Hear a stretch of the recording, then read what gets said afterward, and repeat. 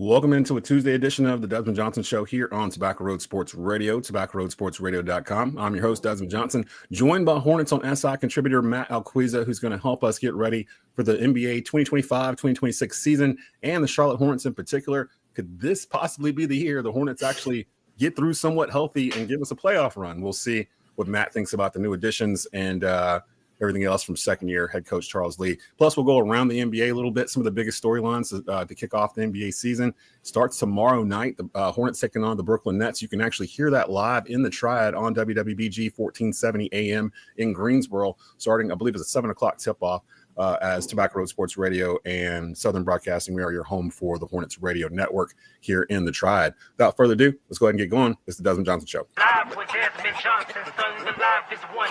Represent NC to the fullest. Yeah, welcome to the Carolinas. Everywhere you go, the sky is Carolina blue, the finest. Live action, feedback, the city need that. I've been number one, no cap. Here's the recap. Adrenaline is my addiction. I'm about to relapse. Step on the turf if you won't and get your weed whack. I'm going harder than a martyr on the starter end. It's the heart of man, that's a rap like a cardigan. I'm breaking records, it's fourth and inches, I count the seconds. The over-under's my roar of thunder, my secret weapon. Yeah, the game is to be told. I don't break, I break modes. Follow me on Tobacco Road.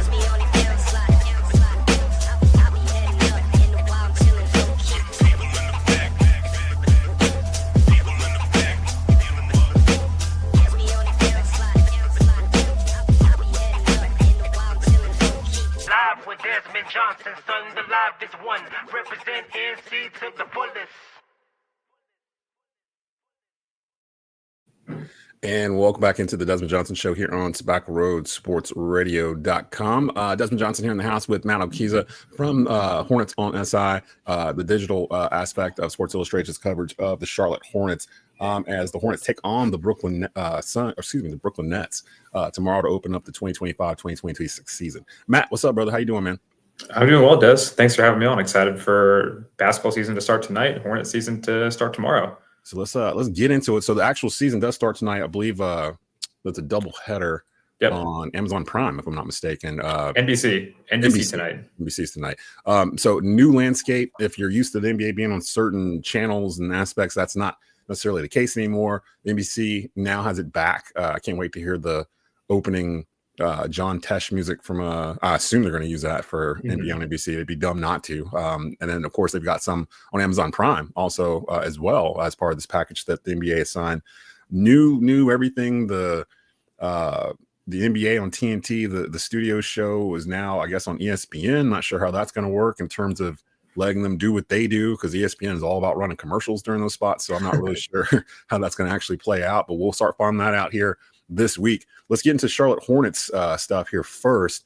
Of course, former Duke star Concanipple, the number 4 overall draft pick by the Charlotte Hornets after losing out on Cooper Flagg. That's kind of where we left them after the NBA draft. Your thoughts on the rookie class coming in here for the Charlotte Hornets? Your thoughts on them and expectations for Con?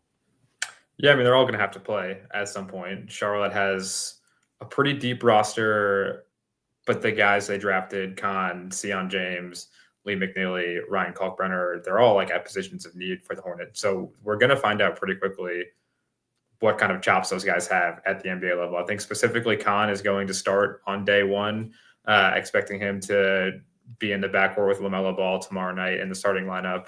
So expecting big things from him. I mean, he's a perfect connective piece to play alongside LaMelo and Brandon Miller and Miles Bridges and keep the ball moving, knock down open shots, do all of the little stuff that you want, an ancillary piece around your star to do. And then Ryan Kalkbrenner is the other one who's going to play huge minutes. I don't think he'll start tomorrow night. I don't think Charles Lee wants to start 2 rookies on night 1, but he'll be playing a huge role off the bench and hoping that he can parlay the really great preseason he had into regular season play starting tomorrow night. Do you think that Con is going to be starting off here, or Colin Sexton? Because I saw they redid the height measurements of everybody or something like that here in the preseason, and Colin Sexton is not 6'3", he's 6 foot flat apparently. The vet presence they probably need, but Con kind of brings a little something different to the table there. Who do you think is going to be the starting 5 for the Hornets? Yeah, I think Con will start. I think it'll be LaMelo, Con, Brandon Miller, Miles Bridges, and Moussa Diabate at center. I think Sexton, like, he's earned the right to start. I don't think you can go wrong with either Sexton or Khan in the backcourt next to LaMelo. But Sexton's energy that he can bring off the bench, I mean, it's just like a game changer. Like, you insert him into a lineup, and he's just like a one-man offensive spark that the team needs. And I think that is going to be very valuable coming off the bench. There's a chance that Charlotte switches their lineups based on matchups, based on who they're playing.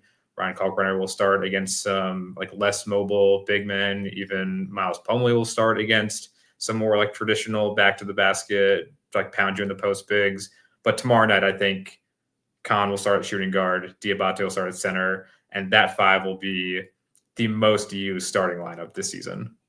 Matt Alquiza joining us here from Hornets on SI as we preview the Charlotte Hornets NBA season opener coming up here tomorrow against the Brooklyn Nets.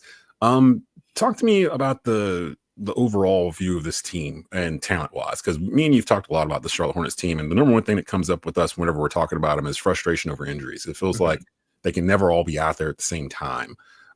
If they're relatively healthy throughout this season, where do you place these Hornets in the Eastern Conference? Because the Eastern Conference is a little in flux based off of injuries that happened during the playoffs at the end last year, kind of changed some trajectories for some of these teams. So some of these teams like the Celtics won't have Jason Tatum this year. The Bucks traded off my mind's Damian Lillard, yeah, after he had his injury, sent him back towards Portland, if I'm not mistaken. He already released him, I should say, and Portland re-signed him. I'm missing another person. Tyrese Halliburton in Indiana with his injury, all the same injury too. So those Celtics, Pacers, Bucks might be a little different than before. Who are the Hornets a team you're looking at to be a top 6 team in the East if healthy? And if not, who are the teams you're looking at right now in the Eastern Conference that you feel like could take that next step? Yeah, definitely not a top 6 team for Charlotte. If you're telling me that everybody is healthy, they all play 82 games, Grant Williams comes back around Christmas, Josh Green comes back around Thanksgiving, I think Charlotte will push for the play-in if that's the case. Assuming health for everybody for an entire season, then they have enough talent to get there. But that's not realistic. Guys are going to miss time. Charlotte is still like pretty deficient at some key areas. They don't really have a wing stopper. They're going to struggle on defense most nights. Although Diabate and Ryan Kalkbrenner have been very good in the preseason, and I think they're going to exceed expectations of what people have put on them in the preseason. The expectation is so low that to clear that bar, it's not going to be hard to clear it, but I don't think they're going to be impactful enough to rise Charlotte up the Eastern Conference standings. So if I were to pick a top 6 right now, I mean, it's New York, it's Cleveland, it's Orlando, Detroit is up there. I think Atlanta is going to be very good this year. One of those 3, Boston, Indiana, Milwaukee, are still going to be like a good basketball team, even though they're missing their star player. All 3 of those teams, like Milwaukee still has Giannis, but both Indiana and Boston are very well coached. They're still very deep. And then, a team surprises every year. Maybe that's Charlotte. Maybe it's Toronto taking a big leap. They're very like a weird collection of talent, but they are very talented. I'm forgetting a couple of Washington and Brooklyn are bottom feeders, but Chicago played well towards the end of last season. So yeah, a couple of teams that I think can jump up. Charlotte is in the mix for a team that could come out of nowhere and totally surprise, but it's not where I'd be putting my money right now. And that's my thing. It's like this Charlotte team, no one's going to give them credit until they're actually winning, like winning games. Like I think back to Golden State pre-Steph Curry, where they were just kind of a middling Western Conference team. It just couldn't really get over the hump. And then once they started winning, that's when everyone began to notice them.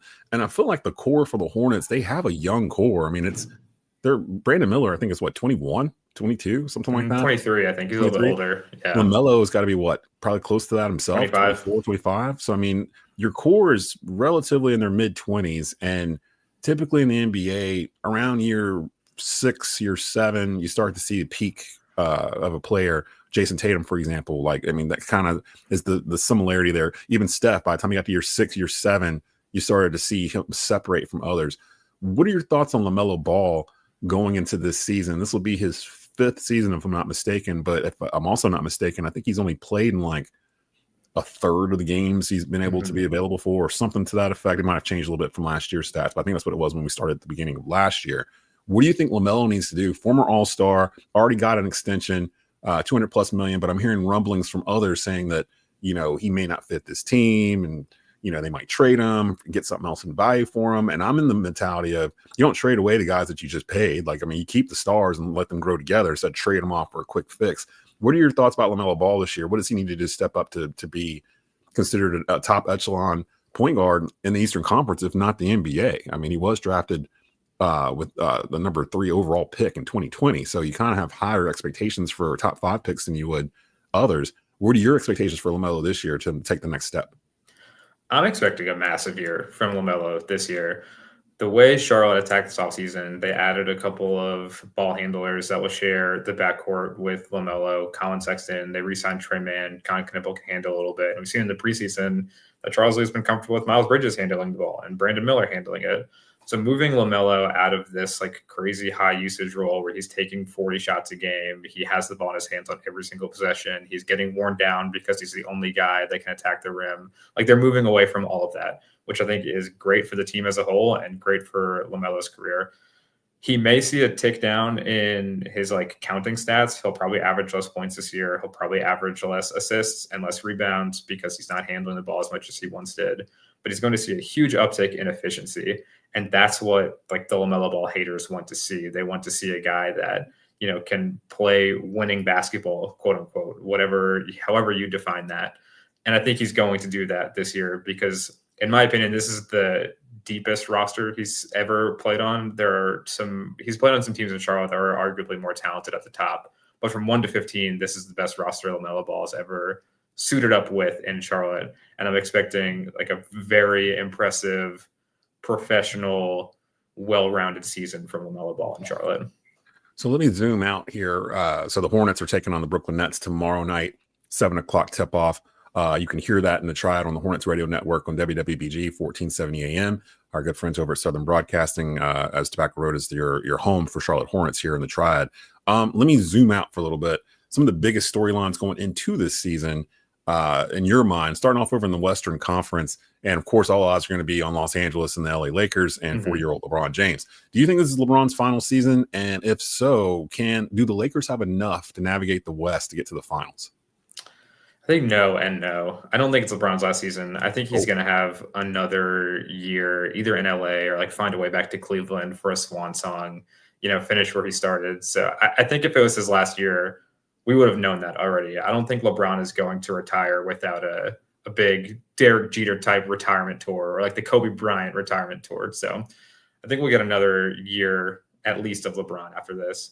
And no, I don't think the Lakers have enough to compete in the West. I think they're in this weird transition stage where they have their 2 superstars, LeBron and Luka, that are pretty similar players. They need the ball in their hands a lot.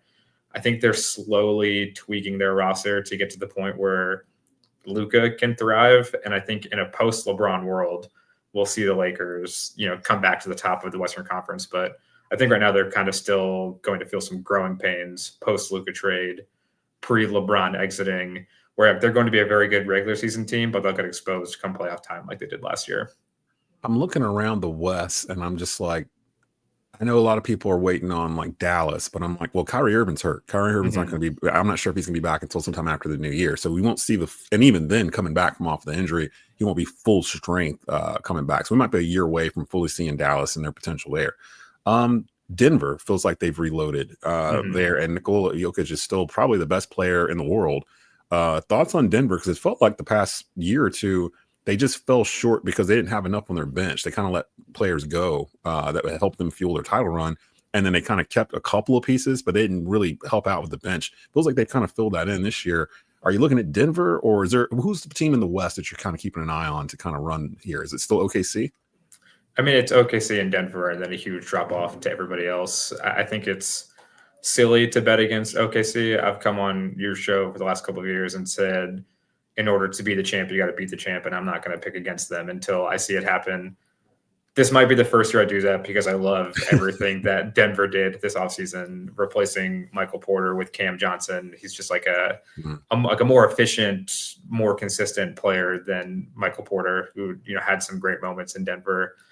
They took OKC to 7 games last year. with Michael Porter having basically one arm and Aaron Gordon on one leg towards the end of that series. So again, assuming health, which is impossible at this point, I think a healthy Denver beats a healthy OKC in the playoffs this year. And it really just comes down to Nikola Jokic being the best player in the world, one of the 10 to 15 best players to like ever step foot in the NBA at the peak of his powers. And if he wins a second championship, then that does a ton for his legacy. And I think we will see that happen this year.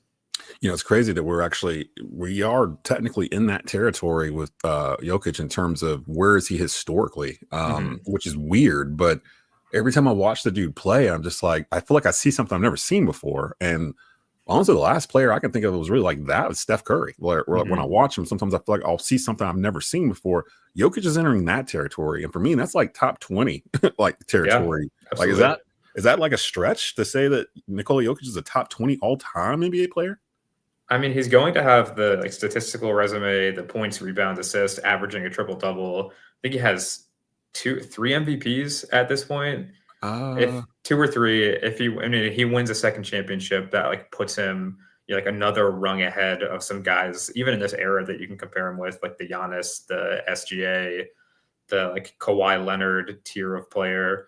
So I think we're about to enter a season where Jokic is like cementing himself as a really like a top 15, top 10 player of all time. He has 3 MVP awards, 2020, 21, 22, and 23-24. He's one of only a few players in NBA history to win 3 MVPs, and he did it in a 4-season span, joining very elite company. He's also NBA Finals MVP in 2023. I think I just convinced myself just reading that. He could have won a 4th one last year. I mean, he had a very legitimate argument to win one last year, and when Joel Embiid won it 2 years ago, I mean, those were 2 times where like Jokic very much deserved. He could be on a string of 5 straight MVPs right now. If it's like blind resume and you take out voter fatigue, like Jokic has been the best player in the world for going on 5 or 6 straight years. What are your thoughts on Minnesota? The Anthony Edwards led squad that made the traded away Karl Anthony Towns. I'm still not sure if that was the correct thing to do for them. But your thoughts on Minnesota? I mean, they were basically a team on the rise 2 years ago, kind of fell back to earth a little bit regular season record-wise last year, had a pretty good playoff run, but it ended earlier than they probably wanted it to. Can Minnesota take that next leap, or do you think they're still a piece or 2 away?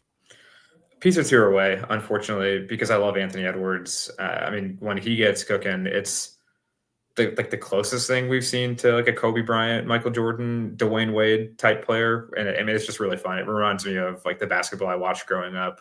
But yeah, they don't have the point guard depth. They're relying on like a 39-year-old Mike Conley at this point, Rob Dillingham entering year 2. I think he's still got a ways to go before he can really contribute to like a team making a deep playoff run. So still a move away. They lost some wing depth in the offseason. I don't know like what type of asset pool they have to like make a move for an impact point guard. And I think the ceiling of any team that has Rudy Gobert starting at center in 2025 is a little bit capped, unfortunately. 4-on-5 kind of on offense, right? Unless, Rudy had that one series in the playoffs last year where he was like Wilt Chamberlain pretty much for. Well, that was against the Warriors who were playing. They had Draymond much, Green starting at center. So yeah, in the right matchup, Rudy Gobert can obviously still be super effective, but over an 82-game schedule, then you got to win 20 games in the playoffs. I think he handicaps your offense just enough to still be considered a bit of a liability long-term. And then real quick over on the Eastern Conference, I know we touched on them a little bit talking about the Hornets. I'm just looking through the Eastern Conference, and honestly, I feel like it's wide open. Like I don't really see one particular team where I'm like, oh, because even the Cavs last year, they kind of ran away with the 1 seed, but then they lost early in the playoffs. And it's like, I don't really trust Cleveland like that yet. They haven't really proven it to me. I was kind of rooting for the Knicks as it got down further into the playoffs.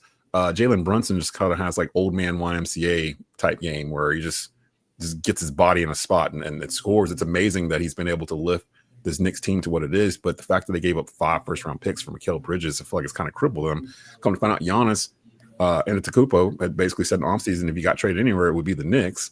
And the Knicks didn't have anything really to trade for him with. Looking across the Eastern Conference, who is the team you're expecting to come out here? Because I do expect a team like Philly to maybe make a rebound with a healthy Joel Embiid. They fall off the face of the earth last year with him being hurt. But other than that, everyone seems like they got flaws. The Celtics don't have Tatum. I don't think the Bulls have enough. The Pistons, I kind of put with us, even though the Pistons made the playoffs last year. I feel like the Pistons are us if we were healthy, because we've been drafting with them for the past like 5 years. Literally, like it feels like we're right around where they're drafting highly in the first round, and their picks are starting to pay off. We just haven't seen our picks together on the floor. Looking in around the East, if you had to make a bet on one team to come out of there as the 1 seed right now before the season starts tonight, who would you pick in the Eastern Conference? Yeah, my vote would be on the Knicks. They were a couple of games away last year. They replaced Tom Thibodeau with Mike Brown, who has been around the NBA forever. But I think what he's going to do to the Knicks offense is going to be enough to get them over the hump to reach the heights of what they haven't made the finals since 1999. So almost 30 years since the Knicks made the finals. So that is who I would bet on. They've got the star talent at the top. They've got Jalen Brunson, all NBA point guard. Karl-Anthony Towns, arguably the best shooting big man of all time. They're pretty deep on the wings. They've got a coach that's going to run an offensive system that is a little bit more modern, more fast-paced, more ball movement, more three-point shooting. So that's who I would bet on right now. I'm with you with Cleveland. They're relying on some guys. Darius Garland as their point guard. He's seemingly always hurt, like at the most important times of the year. Donovan Mitchell hasn't proven that he can like really carry a team on offense to the point of making an NBA Finals. He's like an incredible regular season player, has done really well in the playoffs, but there's like a cap on the ceiling that a Donovan Mitchell led team can get to as far as we've seen at this point. So yeah, I would bet on the Knicks if I had to make one pick right now. Not with Donovan Mitchell, kind of like Tracy McGrady, kind of a little bit in terms of like awesome regular season player, gets to the playoffs, and something always happens that prevents his team from getting past like the second round or whatever. So it kind of puts an asterisk beside him in terms of his career and where do you kind of put him or whatnot. Because I mean, Donovan Mitchell has a 60-point game, but I don't think he's ever been to the conference finals, right? Western or Eastern. So, all right, before I get you out of here, give me your way too early prediction for the 2026 NBA Finals. Yeah, I'd say Denver over New York. I think I've made both picks in the last 20 minutes. So yeah, give me Denver over New York. It's going to be like Jokic's season. I think he has obviously been a huge talking point over the last decade. He's been the best player in basketball, but I still feel like he hasn't reached the level of just like national consciousness that like a LeBron or a Steph did in their prime. And maybe that's like him being from Europe and not doing a ton of media. But I think he's going to like be the story of the season. He's going to put up some like really, truly historic numbers and elevate himself into the pantheon of NBA greats and stamp that incredible season with a title next June. Man, so let's see if anybody can stop Jokic and the Nuggets here. Looks like they've reloaded and ready to contend again. The East is wide open, in my opinion, because of the injuries from last year in the playoffs, kind of affecting some of the top teams over there, and injuries from last year, players coming back like Joel Embiid. So we'll kind of see what's happening there, and the Hornets, half the Hornets roster basically. So we don't really know what we have in Charlotte, which is exciting. It's a different time in Charlotte now, especially now with the well, I don't want to jinx them, but the Panthers kind of making a turn for the better finally after a couple of years.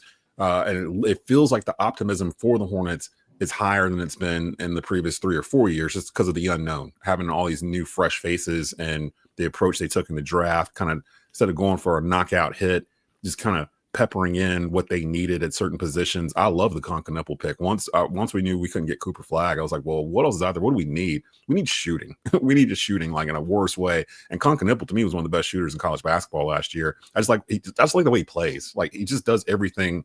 Like he's like a glue guy basically. And that's what we're kind of calling Cooper Flagg before we realized we couldn't have him. This might be an even better fit in terms of what ended up happening. So we'll see. The Hornets taking on the Nets. Season opener tomorrow. You can hear it on the Hornets radio network here in the Triad on WWBG 1470 AM. If you're in Guilford County, you should be able to pick it up fairly clearly. Join Sam Farber and everyone else on the call there. We're going to go ahead and get out of here. We'll be back tomorrow. Mark Pruitt from the Winston-Salem Journal will give us his big 3 top high school football games for Friday. This upcoming week. We got some big ones coming up. I believe Grimsley plays Dudley, and we'll have East Forsyth versus Reynolds at their new stadium. So winding down the regular season, we'll get you ready for that. And then, of course, on Saturday is our NFL recap. But shout out to Matt Alquiza. You can follow him on X at MAlquiza8 for the latest stuff. So we can start picking up here now really quickly with the Hornets starting tomorrow. So definitely check out their work on Hornets SI. we will see you guys on Wednesday. Everybody get back to work. We'll see you later. It's the Desmond Johnson Show.